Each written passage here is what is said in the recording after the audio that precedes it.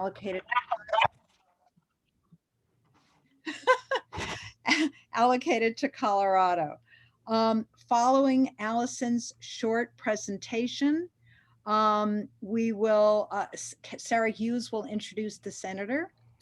And Sarah, as I mentioned, is the co-chair of CTN. Sarah is also the vice chair of the Colorado Commission on Higher Ed. When we open it up for Q&A after the senator presents his remarks, we ask that you use the raised hand icon at the bottom of your Zoom screen. And when you're called upon, that you state your name and the institution you're affiliated with, so Senator Bennet has that background information. So with that, welcome. Thank you for attending. And Allison, you're on. Very good. Thank you, Jane, for the kind introduction. Really appreciate that. And I saw just a quick note in the chat from Sarah, a reminder to update your name and institution in the field on your call-in box, just so everyone knows who you are and your affiliation. So I'm going to start just by giving a short overview of the activities in Washington, D.C. that have actually helped to inform some of the conversation that we're going to have today with Senator Bennet. From a very high level, I'm going to touch on the numerous federal stimulus packages that have been passed by Congress over the last number of months and have brought resources to institutions of higher ed and to students as well as to states. Landon, thank you so much for advancing the slide for me. So within all three federal stimulus packages that I'm going to chat about quickly, a portion of the funds were dedicated to higher ed. And as many of you know, either as institutional leaders or as trustees, the funds are meant to be utilized both by the institutions and any higher education provider, including those in the for-profit education space, on behalf of their students. And the three stimulus packages, I think some of these names we've all become familiar with, but are the Coronavirus Aid, Relief, and Economic Security Act, which is the CARES Act, which was the first bit of legislation that was passed in the last Congress. CRRSA, which was the Supplemental Appropriations Act passed by Congress to support coronavirus relief. And then most recently, the American Rescue Plan, or the ARP. Landon, next slide. As many of you know, the CARES Act was passed right after the start of the pandemic. It was the immediate emergency response aid that was allocated primarily to education. Higher education saw a little over $14 billion. And those dollars were directed to institutions by a formula to be used on behalf of students. And as many of you know, 12 billion of that 14 billion were dedicated to higher education institutions, and those dollars then to be used on behalf of students for emergency use, food, housing, transportation, technology. And then $1 billion of that those dollars were allocated to minority serving institutions. I know that we have some HSIs, Hispanic serving institutions in the state of Colorado, and so wanted to make special note of that. Landon, next slide. In December, shortly after the election, before President Trump left office, the Congress passed the CRSSA, and there was more money in that stimulus package that flowed to higher education, a little over $20 billion for public and nonprofit colleges, almost $2 billion for MSIs, and then almost $1 billion for for-profit education institutions. Under CRSSA, the Congress also expanded Pell Grants. They, unfortunately, under that legislation, did not extend the student loan payment suspension that had been enacted earlier in Congress, but they did expand eligibility for the lifetime learning tax credit, which also helped to put additional funds in the hands of students. Landon, next slide. And then finally, under the American Rescue Plan, we saw nearly $36 billion for our 3,500 public and private nonprofit institutions flow to higher ed, and close to $400 million for our for-profit education institutions. And as we have started to unpack the guidance from the Department of Education, this legislation was just passed in February. Institutions will be required to spend at least half of their allocation again on emergency grants to students. There's still some sorting out to be done, if you will, about how these dollars will be used by institutions and students.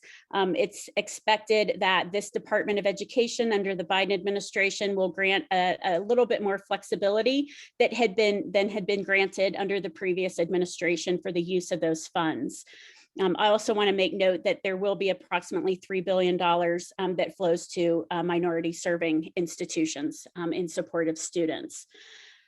There are a couple of resources just for additional further reading. We'll be sure to share this deck with you all. But if you wanted to dive a little bit deeper into some of the summaries of the American Jobs Plan, the American Families Plan, and then most recently, the Department of Education, the US Department of Education announced negotiated rulemaking on a number of issues that impact students, particularly around financial aid. And there's a short primer on that rulemaking process in these resources. So wanted to provide this broad overview before our conversation with the senator. I know Senator Bennet will be touching on a couple of these activities, and wanted to make sure that you all had the most up-to-date facts and figures as we head into that conversation with him this evening. Thank you all so much for the attention on that. And I know that we may be waiting, Sarah, just for another quick minute before. Allison, you went so quickly. You finished about 5 or 6 minutes earlier. So we are still waiting for him to jump on, which will be right around 5:45. Just a few moments. We'll have him speak, and then Allison will facilitate the Q&A. But please know the senator's always willing to tackle any questions people have. We are asking that you raise your hand on use the technology to raise your hand. And if you're not speaking, please also be sure to mute. It'll just make the call work so much better and more smoothly. Elaine or Allison, or do you want to take any questions or address anything else while we wait a few minutes for him to join? I would be happy. Oh, I'm sorry, Elaine, go ahead. No, I was going to say, let's see if anybody has any questions either about what Allison presented or about the trustee network.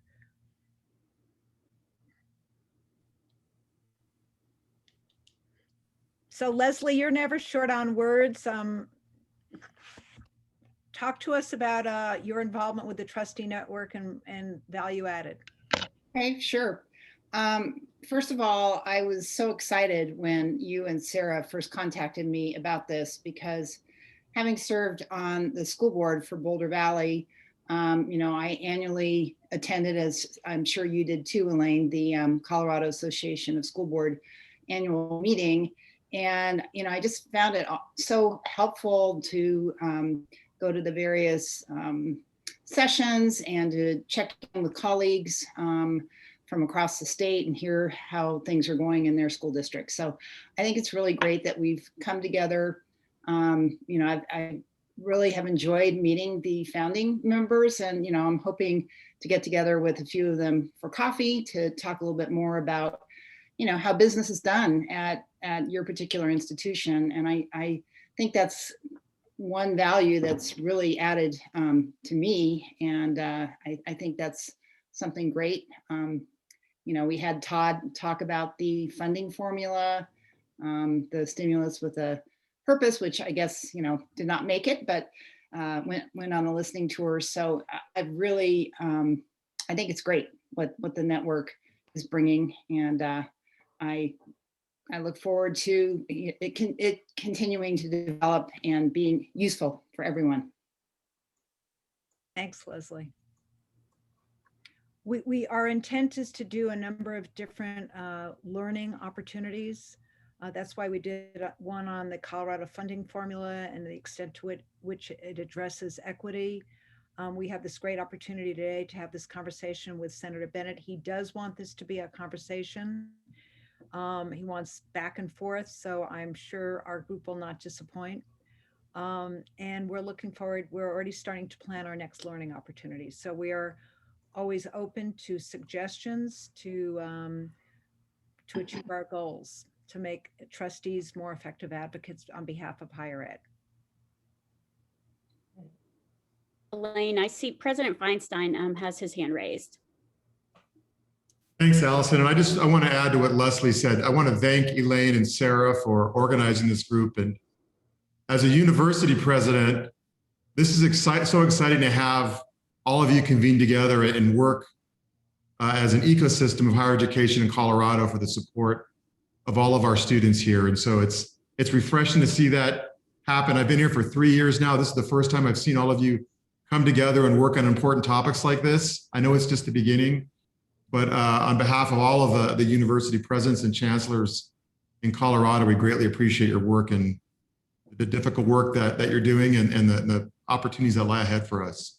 So thank you. Thank you. Thank you. Anybody else want to raise their hand?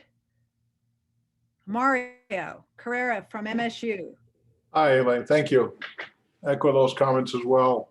It's good to be together like this and advocate on behalf of our students in Colorado. Allison, when you mentioned the federal funds in the last stage in February of 2021, you said that there was some flexibility. And I'm particularly interested in those $3 billion that were focused on minority serving institutions, since MSU Denver is one. Absolutely. So my understanding is there will be additional guidance that comes from the U.S. Department of Education about how that final tranche, or as some of us know, HERF 3, how those funds may be used by institutions. I know that the original intent was to ensure that students got dollars in their hands to address emergency needs. But I know a lot of institutions have been providing feedback directly to the administration about some additional flexibility around those dollars to support longer term financial aid initiatives, scholarship initiatives, student service supports, technology upgrades, infrastructure upgrades. And it's my understanding from some recent conversations with colleagues in the administration that the department is currently reviewing the possibility of extending some of that guidance to create additional flexibility. So I don't have a date certain on when some of that may be released, but I know that that conversation is underway. That's great. One thing in particular that I know in the past took place, it excluded DACA students from getting any kind of relief funds. I hope that that's something that's being considered as being added instead of excluded. It is my understanding that under the guidance provided by the Biden administration that DACA students are undocumented may be able to receive support from some of our emergency funds. I think that was just Michael's voice. Senator Bennet, are you on? This is Sarah Hughes. Hello, Sarah Hughes. Hello. How are you? Am I on? Good. Do you think I'd be late to something you organized? No. Thank you so much. You are like precisely on time as usual.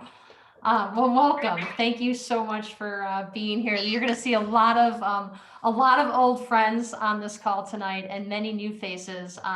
Colorado Trustee Network members who have joined. We are proud to announce that we have about 80% of the trustees from across the state have joined the Trustee Network.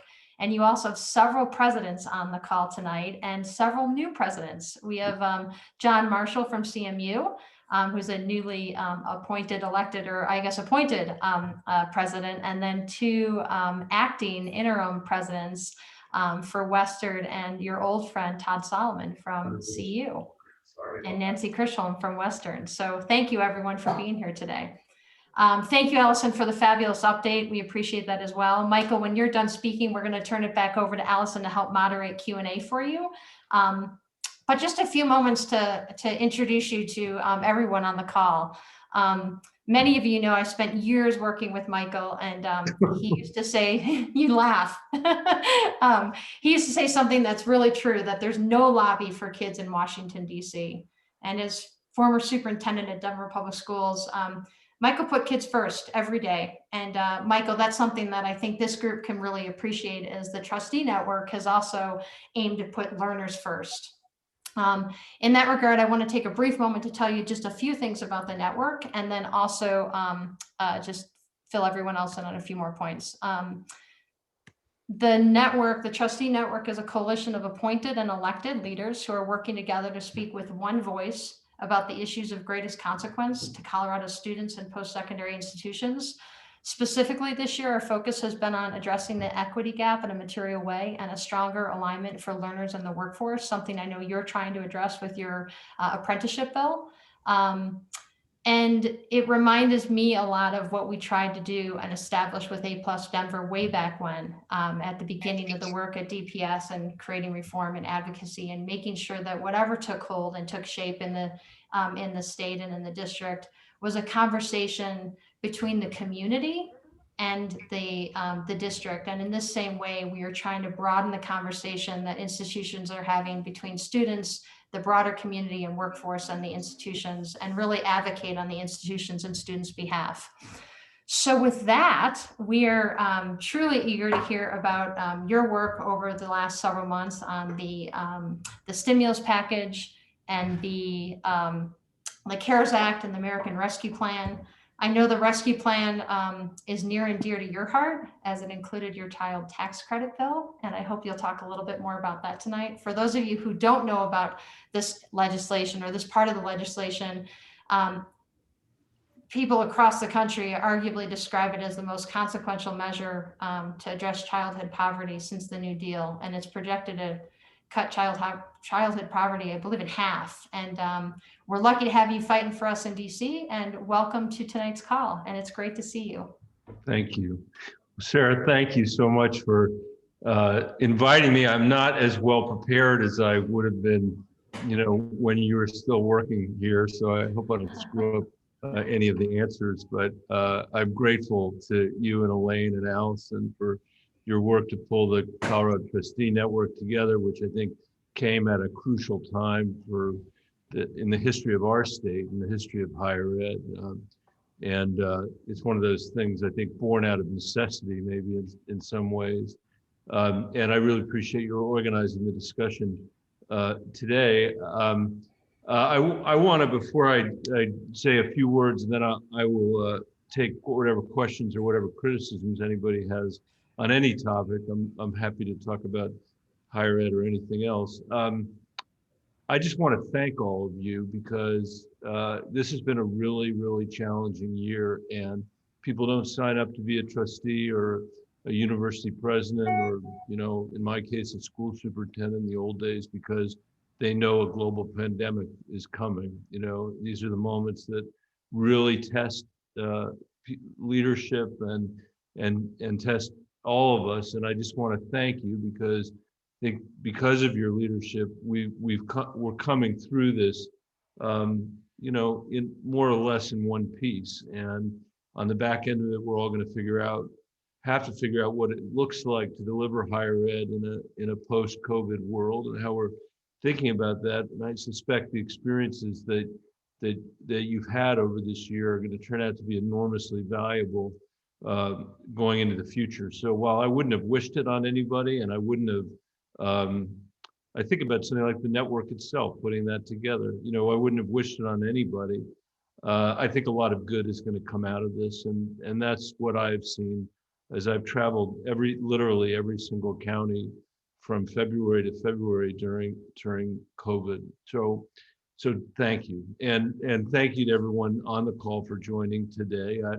I have been grateful for your partnership this year, and we'll be grateful to hear more tonight about what we can do to help you and what we can do to support you going forward. Sarah asked me to provide an update on stimulus funds and the infrastructure package and some of the other work, so I'll do that quickly, and then I'd love to spend time in questions. We are committed to ensuring that recovery efforts in response to the pandemic support meaningful efforts to address and solve some of higher education's longer term challenges, as Sarah said, around especially around equity and workforce alignment. So far, the U.S. Department of Education has awarded Colorado students and institutions $902 million.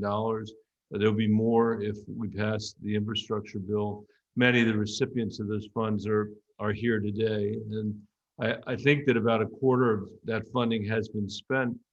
If we have a chance today, I'd love to hear from the group about how some of the stimulus dollars have helped your institutions address equity and workforce alignment challenges and done more than just keep the lights on, although I know that was an important aspect of all of it.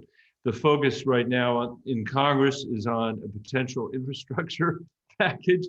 The path forward is more than a bit unclear. As you know, we have exactly 50 Democrats and we have exactly 50 Republicans, and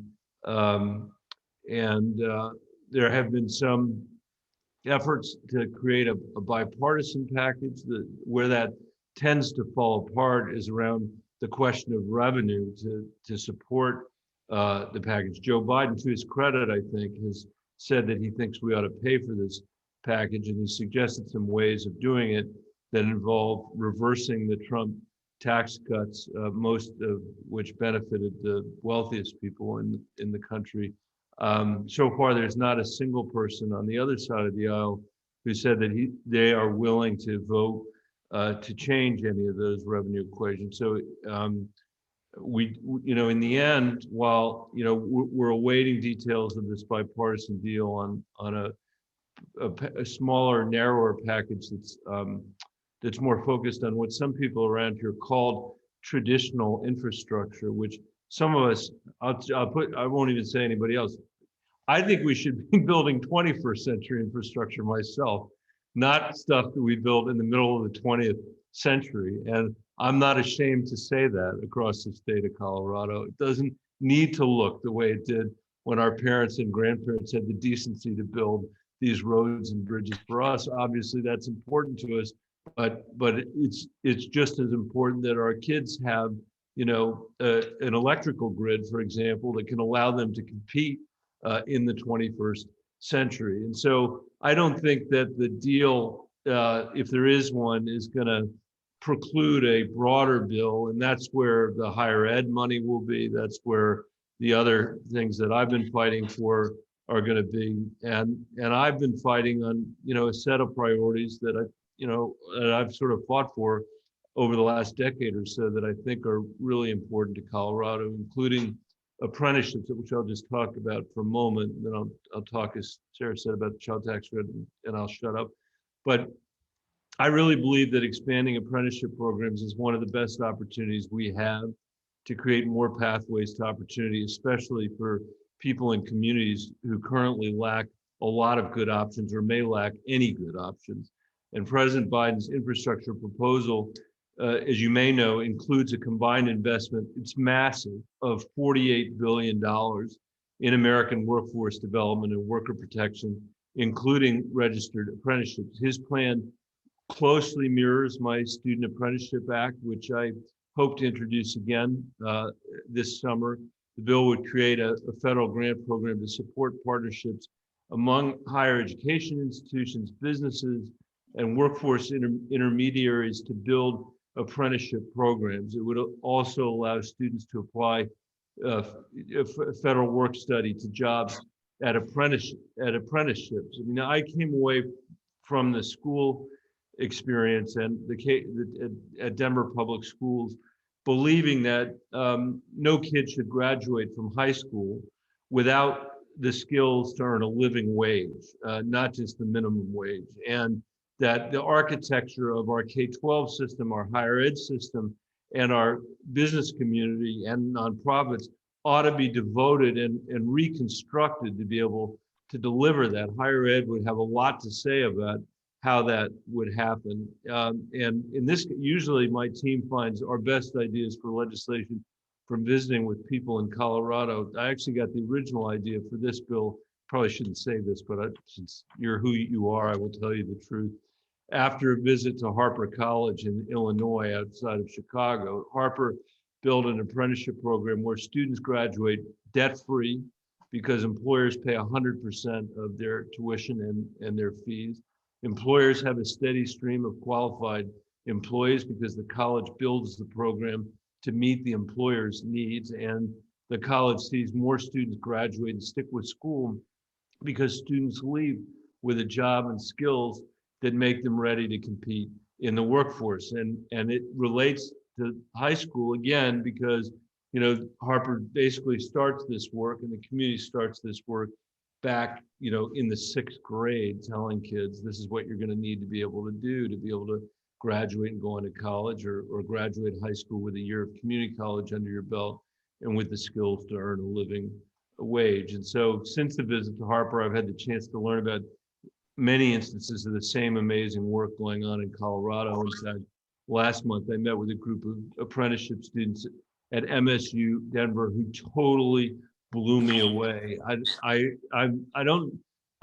not surprised, because every time I talk to kids from there, they blow me away, but they did. And they told me the difference that the MSU Denver program has made in the trajectory of their lives. I hear the same things from students in the Denver public schools who, you know, are in the school district 3 days a week and in an apprenticeship 2 days a week. So I know a lot of you helped us refine the legislation when we first introduced it in 2018, and I'd really appreciate your engagement and support, and we'll keep you updated on reintroduction.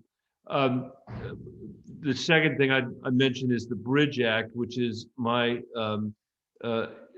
bill to address the terrible problem we have with the lack of access to broadband in Colorado and across the country. I reintroduced a bill today. I'm proud to say it's bipartisan. It's actually tripartisan.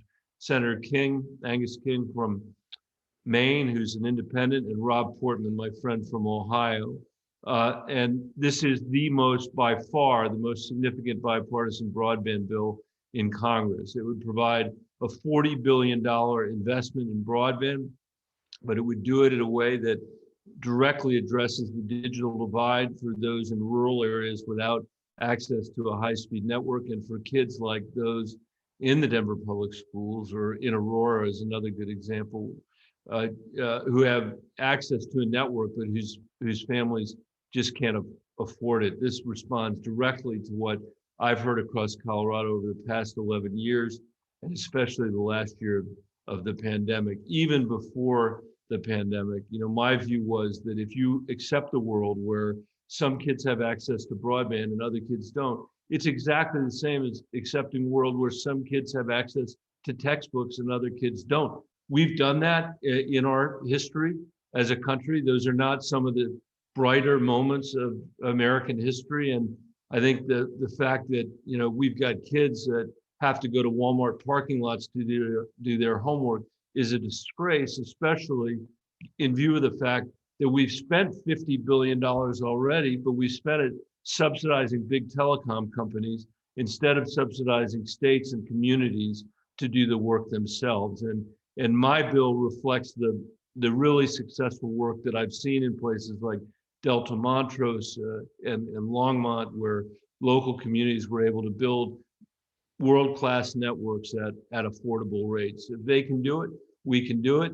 And we certainly shouldn't be precluding communities from doing it, which is what our current state law does in Colorado, what our federal law does in order to protect those incumbents. And the final point, and then I really will stop. I'm sorry to go on for so long, but the final point is one that Sarah mentioned. You know, when I was in the Denver public schools, I met lots of families virtually every night. I was in town halls and in often, sad to say, school closing meetings, but lots of town halls. And what I came to understand about the parents in Denver was that many of them working 2 and 3 jobs, you know, as a family. And no matter what they did, they could not get their kids out of poverty. And as I've traveled the state of Colorado, which has one of the most dynamic economies in the country over the last 11 years. If I had to summarize my town halls, and in a very, very diverse state, you know, I mean, obviously people talk about lots of different things, but if I had to really summarize the basic point, it's people coming and saying, Michael, we are working really hard. We've never worked harder. And yet we can't afford housing. We can't afford healthcare. We can't afford higher education. We can't afford early childhood education or daycare so we can work. We can't save. We think our kids are going to live a more diminished life than the life we live. And we already feel like we don't have the choices that our parents were able to make. And I remember always a woman that I met in Rifle, not far from where Sarah lives, who said to me at an early childhood center that I was visiting, you know, and the parents were really happy to have it because they had been going to Glenwood Springs before, you know, having to travel 25 or 30 minutes to get there, that they were really happy to have it. But what this mom said to me was, I work so I can have health insurance, and every single dollar that I make goes to pay for this early childhood center so I can work. That's the triangle that so many of our folks are caught in. And it's not people complaining. It's the reality of an economy that for 50 years has worked really well for the top 10% of Americans and has not worked for 90% of Americans. And my dream is to help restore an economy that when it grows for everybody, works for everybody. In the meantime, I thought it was important for us to make these important changes to the child tax credit, which for the first time in our country's history will make it fully refundable, so the poorest kids will benefit from it. They had been excluded from the tax credit. Instead of being $2,000, it's going to be $3,000 and $3,600 for kids under the age of 6. And very importantly, it's going to be paid out on a monthly basis starting this July 15th. So as Sarah said, it's going to cut childhood poverty in this country by almost 50%. I ran an almost utterly unnoticed campaign for president saying we could cut childhood poverty by almost 50%. Well, now Joe Biden has made that a reality by putting it in the American Recovery Act. And now I'm fighting to do everything I can to make sure that we make it as long as possible, last as long as possible. I hope that we can make it permanent. But just like you guys don't accept the idea that, you know, that this country should have some of the worst economic mobility of any country in the industrialized world, I don't accept the fact that massive childhood poverty should be a natural result of our economy or the way our society works. That's the way we've treated it for a very long time.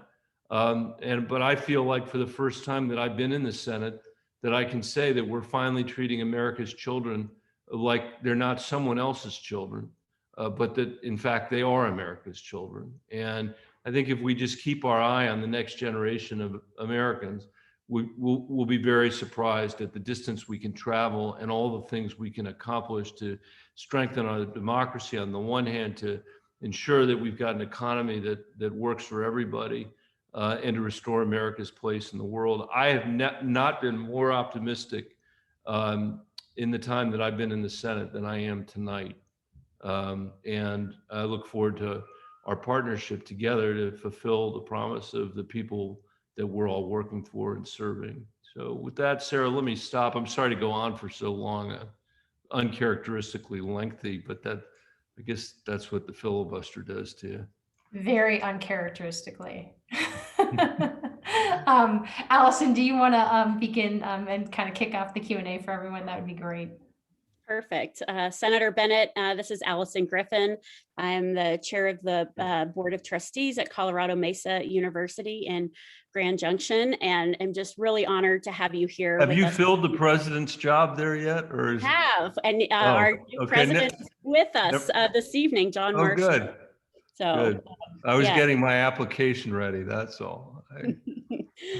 It's really great to be with you tonight. Thank you so much for taking the time to join us. As my fellow trustees and our college presidents gather their thoughts, we've asked them to raise their hand virtually in the Zoom link this evening.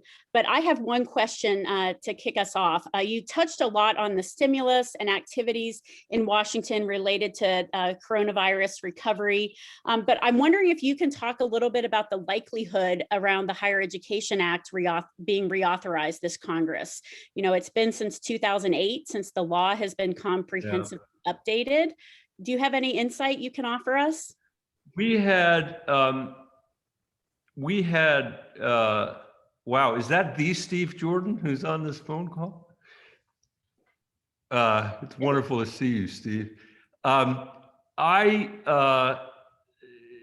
We were getting some momentum on the higher ed reauthorization before COVID, and then it sort of fell apart in that moment. And sadly for everybody, I mean, certainly for me personally, Lamar Alexander left and went back to Tennessee, which does not help, because when you're leaving behind Rand Paul and some others, it makes it hard to get focus back.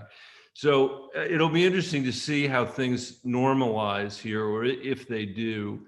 If it is going to happen, it would happen much later in the year, I think. And in the meantime, I think the focus is going to be around the infrastructure bill and what he's calling the American Family Act, which includes some pieces on community colleges. It's $12 billion, I think it is, and some stuff on Pell that would be very useful to all of you guys. And I think that would happen without the reauthorization of higher ed. Obviously, it'd be great to do a reauthorization, and we ought to just stay, in communication on that. Excellent, thank you. I see that we have a question, Armando Valdez from the CSU system. Armando. Yes, thank you, Allison. Good evening, Senator Bennet. Hey, Armando, it's great to see you. Great to see you too. I'm a vice chair with the Board of Governors with the CSU system, and we appreciate all of your advocacy for Colorado and all things for education, especially higher education. One thing I wanted to bring up is as you mentioned about this digital divide and this discussion that goes along with those resource access, we see a lot of that divide between urban and suburban and then rural areas as well. And then you mentioned about broadband, but another phenomenon that we've seen is also device divide, that students trying to complete classes on their phone, take exams on their phone, or when we did go into online services when the pandemic first started, a family having just one computer to be shared by everyone in the family, and you had mom and dad trying to work from the computer, students also trying to complete classes from that one computer, and everyone's trying to vie for the device. So as we look at infrastructure, if we could also look at maybe devices for households in addition to the broadband, both are important because it is also a particular concern, I think, for rural areas. And then one additional area is a phenomenon that we've seen is this gap student, the students that kind of opted out and kind of took a wait and see approach to COVID and didn't attend a college or university because they were didn't know how it quite fit with them. They didn't maybe wanted to do online or high flex or hybrid classes. And how do we look at getting those gap students back? And for the ones that do come back, how do we look at resources, services to meet them? And just financially, it always helps. So if I could put that bug in your ear, that's always a benefit, especially for all students. But this gap student, I think, is critical that we don't lose them, that they don't leave education and not come back. Well, first of all, let me say thank you to all you do for agriculture in our state and in the Valley. We appreciate it very much. You're totally right on the device issue. I mean, I tell Elaine will appreciate this, I think.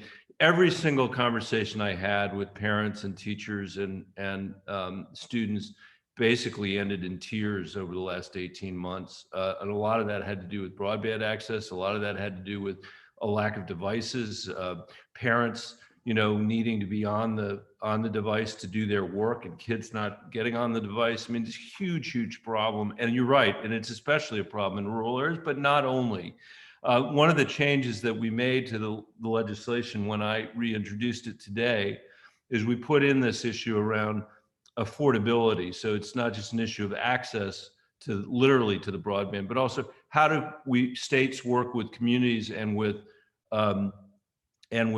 internet providers subsidize them in a way that it actually can become affordable for people.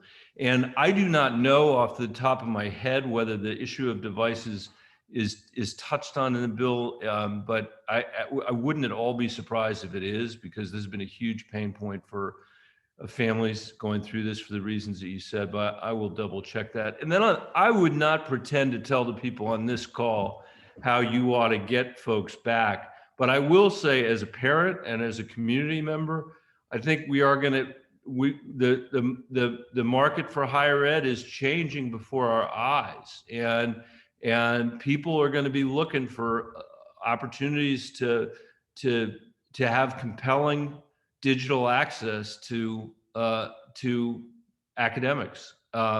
So whether they're on campus or whether they're not on campus, there's some things they're not going to want to do digitally.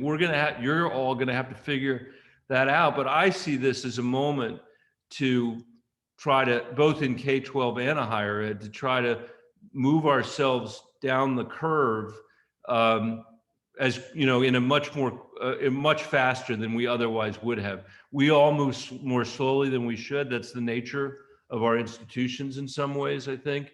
And I'm not in any way being critical. I'm just observing reality. I think COVID's going to give us the opportunity and create, I think, secular changes in what people are looking for. And there's going to be a big diversity in what people are going to want across our state. And we're going to have to respond to that. And if I can help you by supporting flexibility in the funding streams from the federal government, I'm all about that at every level, because I think the decisions really ought to be made where you guys are doing the work.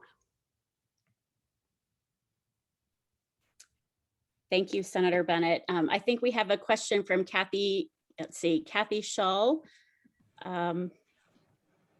Kathy, can you introduce yourself and which institution you're with, please? Okay, thanks, Allison. Hi, Senator. How are you? Hey, Kathy, I'm glad you and Sarah haven't lost track of each other. That's good. I'm Kathy Shull. I sit in Fort Morgan, Colorado, and I'm on the state board for the community college system. One of the things I thought about, Senator, when you were talking about broadband, which you can tell is a big issue for all of us, but even more so in education, is a lot of times they look at a county, say like Morgan County. We have very good access in Fort Morgan. We have very good access in Brush. And we have very good access in Wiggins. But the majority of our county isn't in those three population centers. And so they say, well, you've got 5 providers, you're well served. Right.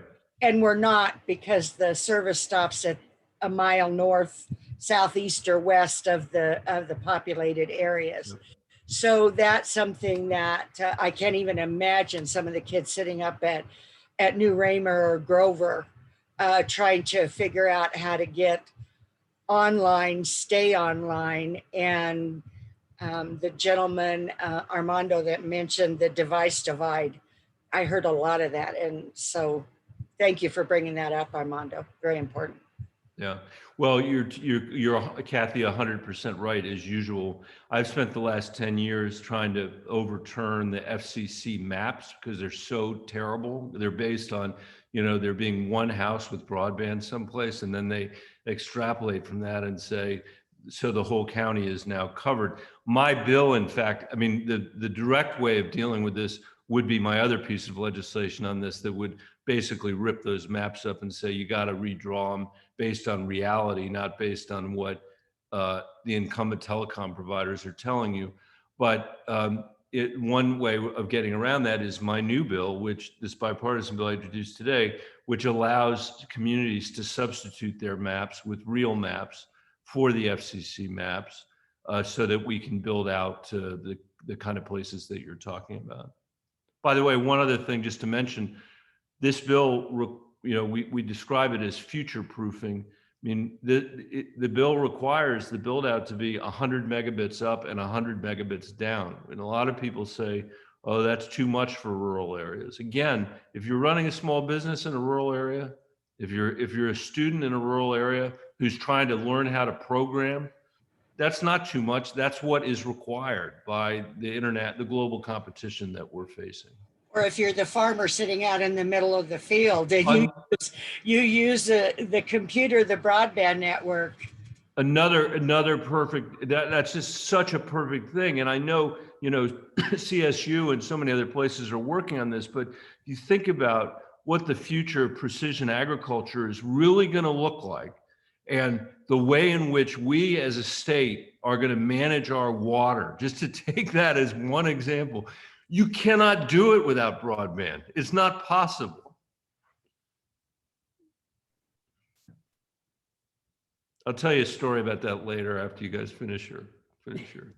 Thank you for your question, Kathy, and thank you, Senator Bennet. I'm going to turn quickly to a conversation around free community college. I wonder if you would talk a little bit about the likelihood that Congress would create a free community college program, or perhaps would efforts instead be better focused on increasing the Pell Grant for our lowest income learners, allowing them the discretion to take their federal aid to whatever institution might be right for them? Well, I'll be honest about that. My bias has always been toward expanding the Pell Grants and to reducing students' reliance on debt, which I think is a terrible creation of our unwillingness to invest in the next generation of Americans.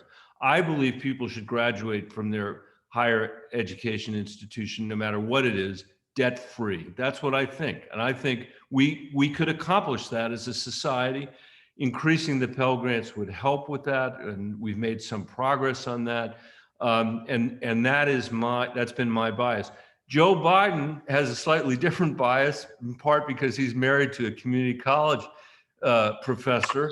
And so there's $12 billion in there for a community college. And I think essentially, if you take what the states are already doing and what this incremental amount of money would be, that's basically where we would end up. I think that's the ambition of the effort. I'm all for it. I think it's great. The thing I would say about community colleges, I would really like them to be working in much tighter partnership with our institutions of higher education and of K-12 education and higher ed and businesses. And I know there's a lot of good examples of that now in Colorado, but there are many places in the country where that's still not true. And you see, very problematic completion rates and other kinds of things. So there's a lot of work for us to do. But I think there's a lot of good news here. I mean, I don't know quite all the ideas you guys had for this forum, not just with me, but I mean, on any given week. But, we can do a lot to better align our systems. I'll be the first to say, as a K-12 person, there's tons we could do to better align our systems to what you guys do. I think there's probably a lot you could do and to make more efficient use of the resources that we have and get a better outcome. Thank you for that. And maybe just to expand on that a little bit, maybe a little bit of advocacy 101. You have trustees from across the state here tonight. You have college presidents from across the state. What can we be doing to make sure our voice is heard on the doubling Pell Grant initiative? You guys have, listen, you've been very, very effective. And I remember in the depths of the pandemic, Tony Frank reminding all of us that the benefit that that we saw in the last downturn when the Obama administration was here, and we were able to, in a sense, save higher ed. And Tony was saying, you're in that situation right now. He rang that alarm and made a difference. And your voices make an important difference here. I wouldn't let yourselves. It sounds self-serving of me to say this, but I'll say it anyway. Don't get caught up in the process of whether it's reconciliation or not reconciliation. Is it bipartisan? Is it not? Don't accept those terms of the debate. You don't need to. You need to be for higher ed. That's what you need to be for. And that's what you need to come here to argue for or make the case in these calls. And obviously, John Hickenlooper and I will do everything here, and almost all, I mean, much of the federal delegation will. And I think that's the most important thing for you to do. And you just keep saying, try harder, try harder, try harder. But don't be shy. Don't wait. I mean, this is the right time to engage in the debate. And bad things happen when you leave it to chance. And you can't leave anything to chance, especially when we've got 50 votes. Anybody who knows anybody in West Virginia who cares about higher ed, and I might also say the child tax credit, please, please, please let Joe Manchin hear from you, and the same is true in Arizona, where Kirsten Sinema is. But the reality is they're all these, when you need everybody becomes king for a day. And it's going to be very hard to pull this off. So you just gotta be there. That's what you gotta do. Very good. Thank you. You also just touched on the term bipartisanship. I would love to ask you if you'd be willing to talk with us a little bit about bipartisanship. Give us a glimpse behind the curtain a bit. Is bipartisanship truly still alive in Washington, D.C.? Do members of Congress have conversations that lead to compromise and collaboration? I think the media might tell us differently, so I'd love to hear your perspective. They do. I mean, I've got lots of bills that I've worked on over a long period of time that I'm glad I've passed, with bipartisan support. And on things like the child tax credit, I worked with Mitt Romney to introduce the first fully refundable child tax credit that any Republican had signed on to. That had never happened before in history. And now he did. And actually Mitt has now put in a bill that's as generous as the child tax credit I put in place, which, he's got pay-fors that I don't like, but there's certainly room for us to have a negotiation for sure. And broadband is another good example. The work that I'm doing on, I've got a bill to spend $60 billion in our national forests to protect our watersheds that are so important to the Rocky Mountain West. And that's beginning to get bipartisan support. I don't have a Republican in the Senate yet, but I've got a Republican from Idaho. I've been working with Mike Crapo, who's a Republican also from Idaho, to try to see if we can pass the Farm Workforce Modernization Act. The farm workers asked me to lead that legislation for them, and Mike's kind of leading it on behalf of the growers. And we're having conversations with Dick Durbin about how to do this with the DREAM Act and other stuff. So the answer is yes, but let me also give you a very honest answer here too, which is when my friend, and he is my friend, Rob Portman, who's the Ohio Republican who's working on that Bridge Act with me, when he cannot run for re-election in Ohio, because if he does, he will be beaten badly in a primary by a Trump Republican. It makes it very hard to do big things in a bipartisan way. And I said yesterday on a phone call, and I know many people on this call are not Democrats, and it's one of the reasons I'm saying what I'm saying, is that when you are going to lose that seat to a Trump Republican, then it seems to me that Democrats have a moral obligation to try to win that seat in Ohio, not for Democrats, but for the democracy, because Trump's version of our political system he's not pro-democracy. And I can say that with 100% certainty. I mean, no matter, and so that's the thing that we are wrestling with here. And when you see how close we came to not having a peaceful transfer of power, if, for example, the Republicans had won a slight majority in the House of Representatives instead of the Democrats winning a slight majority, I don't believe that the House would have certified this election. If you think about many of the Republicans who stood up to Donald Trump in Arizona and Michigan and Georgia, who were the bravest actors of all, the judges, who 60 of whom threw Trump's claims out because there was no evidence of voter fraud, something that his supporters in the Capitol here continue to perpetuate. That's the standard we need back here. Those people upheld the Constitution in the face of what Donald Trump was telling them to do. And we need that back here again. And in the meantime, I'm going to do everything I can to work in a bipartisan way. And I'm going to do everything I can to make sure that we don't elect people here that believe that anti-democratic stuff, small d democratic stuff. And I'll make one last point about bipartisanship, because I think it's really, really important. I believe I have the obligation to represent everybody in my state, whether they voted for me or not, whether they want it or not, that I have an obligation to do that my oath is to do that.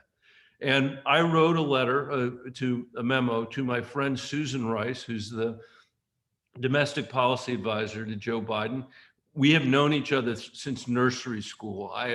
We've been friends. I flunked the second grade because I'm dyslexic. So she's always been 1 year ahead of me, and she's one of the smartest people I've ever known. But the memo was a memo saying, telling them what I thought Joe Biden's opportunity was to stitch our country back together again and to reach out to rural America, because rural America and rural Colorado in Washington for the last 10 or 11 years has been represented by people that have a certain ideological orientation, but aren't necessarily delivering much for their community. And you think of the Tea Party or the Freedom Caucus or Donald Trump, and with a pretty modest but important investment in broadband, in rural hospitals, in agriculture, in our watersheds, in transit and transportation for rural communities, Joe Biden can do a heck of a lot to reach out to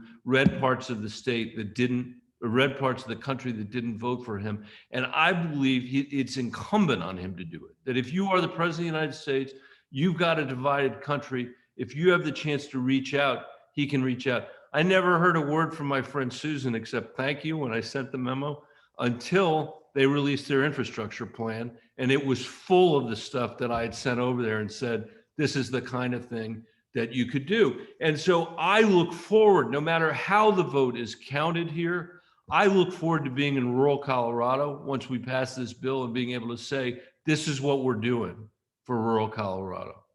And let's find a way to work together and overcome the anti-democratic forces that threatened our capital on January 6th and threaten to compromise our ability to work together as Americans and compete in the 21st century, which is what we need to do. Sorry for the long answer, but I just want to give you an honest answer, and that's the most honest answer I could give.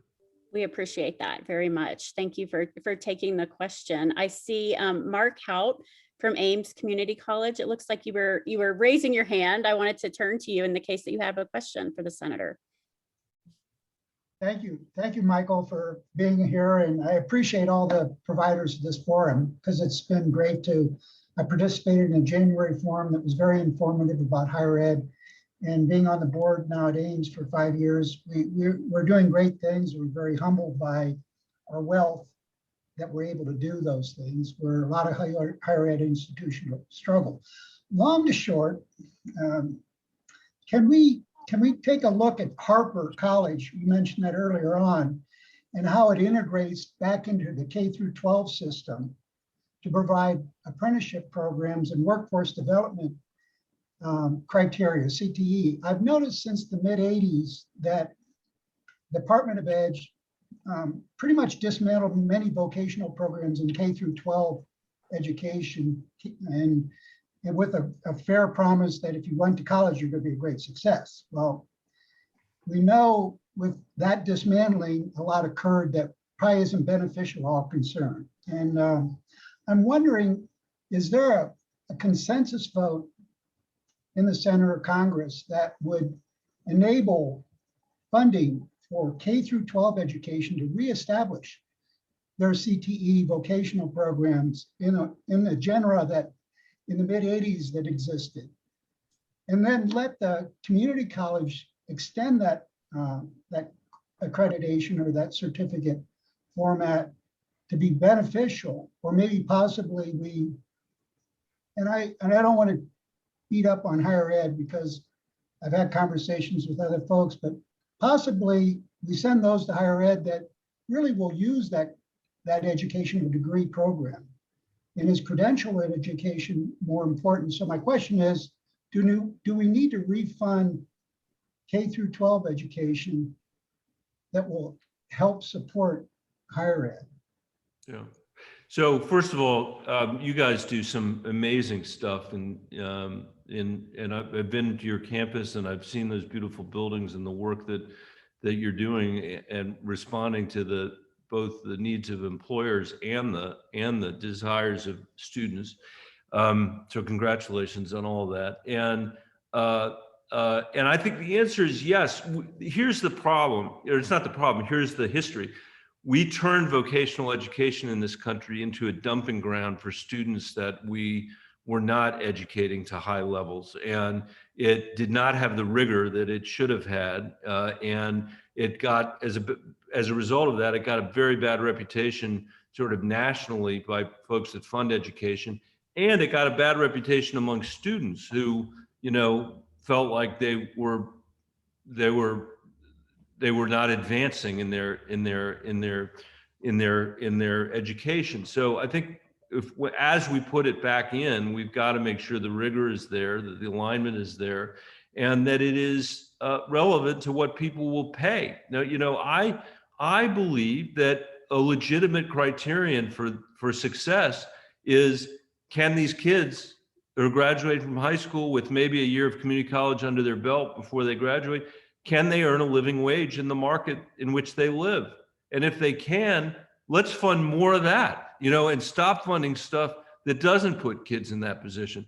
I want kids to make the choice, obviously their own choice, about whether they want to go on to higher ed or not go on to higher ed, or they ought to be able to make that on their own steam.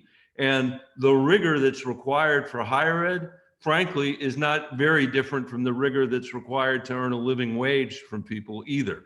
People might choose different pathways, but there are a lot of elements that are similar, and it's a pretty good barometer, a pretty good proxy. By the way, I feel the same way about workforce development money. We have for years here been investing in workforce organizations that don't actually move people from here to here in terms of their salary, and what we ought to be doing is saying, hey, bring us back a W-2 that shows somebody's going from here to here, and we'll give you money to do it with 10 more people or 20 more people, instead of just accepting, the colossal failure that we've seen across the country in the way we train people. And look, I think if you made those changes to the way we think about K-12 and higher ed and workforce development, we would transform the lives of millions of Americans, and we would transform the American economy. It's not the only thing that you would need to do to create an economy that it was driving a strong middle class again in this country, but it certainly would be an essential part of that. As it would be, by the way, to get people through higher education without a lifetime's worth of debt on the back end of their time there. I'm going to jump in at this point because I have been told by your staff, Michael, that your time is up. Not by the trustees or the presidents. We would love to spend more time with you. But this has been extraordinarily helpful, informative, and we greatly appreciate your interest in higher ed and your taking the time to meet with these trustees. We had more than 50 people on the call today, and I think that's because you were the draw. It certainly wasn't Sarah and myself, so it was clearly. So Allison, I want to thank you for doing just a fabulous job as always, moderating and giving us some background, and Sarah, my co-chair, and Michael, as Allison was saying, we want to be as effective advocates as we can for you in Washington and for higher education. So call on us whenever you need us, or that will help us. And we great. And thank you, Elaine, and thanks, Allison, and Sarah. Thank you so much for bringing us all together. I want to just make the same offer, Elaine, to all of you, which, I mean, some of you I know many of you I know, but others of you are new. And anything you need from me, you just need to ask. We are here to support you, and that goes for my whole office. Amy Friedman, my state director, is on here, who took over for Sarah. And but seriously, anything we can do. And by the way, no matter how big or how small. So the infrastructure bill, that's big. You know, if you've got students or faculty that have immigration issues and those kinds of things, we're here to help, and I hope you'll call on us, because Michael, I this is admire President. so much what all of you do, and the contribution that you make to Colorado is just enormous, and I'm grateful. Michael, this is President Lovell, Adams State. How are our congressional spending requests coming? Since you want us to ask you. How are they coming? That's a very interesting question. So this is 240 congressional spending requests that I have been walking around with all day today, reading down the pages. So we're working our way through it. We're trying to figure out a process. And what I would say to all of you is we're going to have to, you know, we're all a little bit rusty. We're a little bit rusty, me and my team, because it's been more than a decade since we've worked on congressional, whatever you want to call it. And you guys are a little bit rusty because we're getting so many requests from some of the same places that we're going to have to figure out how together to reach some priorities that make sense. But we're working hard on it, and I'm sure we'll be back to everybody soon. Let me know how I can help you. Okay, thank you, Madam President. I will. Amy will be in touch. Thank you all very much. And Amy, always good to see you, and to trustees and to the presidents. Thank you, and we'll reconvene in the not too distant future. I hope in person sometime. Bye, everybody. Bye. See ya.